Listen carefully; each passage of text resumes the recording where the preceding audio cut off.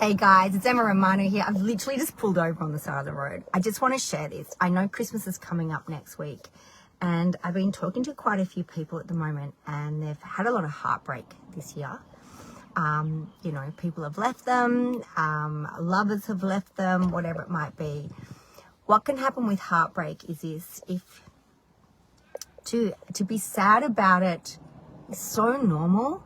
But when it is affecting your life and for a long time, it ends up being called chronic.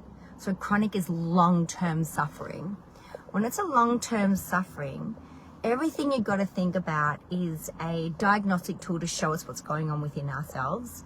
And when somebody leaves us, there's two things can happen there.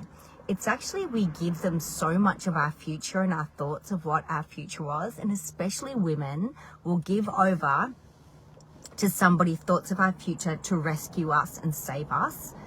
And it's called ambiguous grief. So what can happen is ambiguous grief happens, which means ambiguous means not there. So I can have massive grief over a future that's not happening anymore. So I'm in massive turmoil about something that's not real.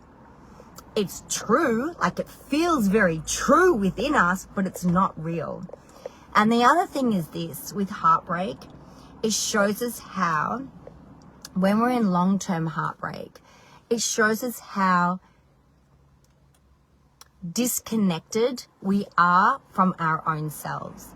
Because it's a diagnostic tool to show, hey, babe, you've missed out on yourself. You've disconnected from yourself. And it's about coming home. It's just showing you how to come home. It's not about wallowing in it. It's not about an agreement with it. It's about, thanks for showing me this. It's like anxiousness and anxiety. Anxiety, when you get an anxious feeling, it's to tell you that you are out of alignment with your fucking awesomeness. So is depression. It's to show you, hey, babe, like you're out of alignment with your awesomeness. That's all it is.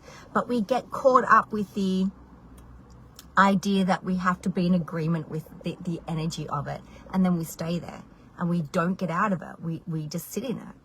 So I want you to know this: remember your awesomeness. And I know how fucking hard it can be to lift your frequency, but all you got to do is this: start thinking, feeling, speaking, and doing the opposite of what you're doing. So if you keep talking and thinking about a loved one that's not there anymore, start thinking about yourself. Start thinking about what is here for you. It could be a dog, it could be a cat, it could be a fucking plant, it could be a fish, it doesn't matter. It could be me. I'm here for you. But you will start finding, instead of looking for where you're lacking, you'll start finding where you're abundant. And when you're abundant and you're in that abundant frequency, you've got to think, feel, speak, do. They're the four. You can't just think and speak it. You got to feel it, and you got to freaking action as though you're already in it. Please remember that you are already whole and complete. Nothing outside of you can complete you. It can only add to you. So don't give over your happiness to somebody else. Own it. It's yours. I promise. I promise you're going to get through this. I promise you are deeply, deeply loved and supported. I love you. Mwah.